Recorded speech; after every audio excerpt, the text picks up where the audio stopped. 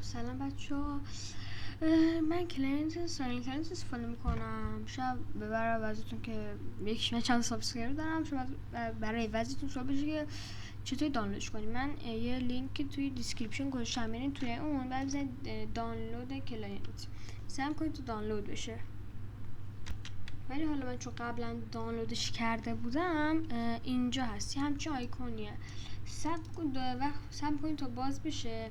بعد یه چیزی میذاره ریجستر لاگین. شما ریجستر اگه اکانت سایلنت کلاینت نداشته باشین میذارین ریجستر. وقتی ریجستر رو زدین اکانتتون میسازین، اسمتون میذارین، ایمیلتون میذارین. بعد اونجا میزنی که از اکانت مایکروسافت یا هم اکانت پریمیوم که ما نداریم قطعا ازمون استفاده میکنی، یا اکانت کرک. شما اکانت کرک رو میزنید. حالا من این وقتی که اکانت کرک رو زدین اینجا فکر کنم میشه اکانت کنیم. من اکانت خودم بودم آروینه.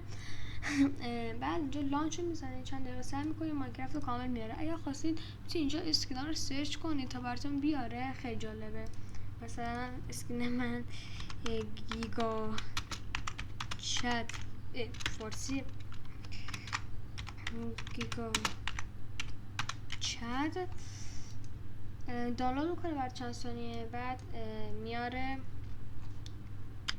الان بر من آورد این اسکینش.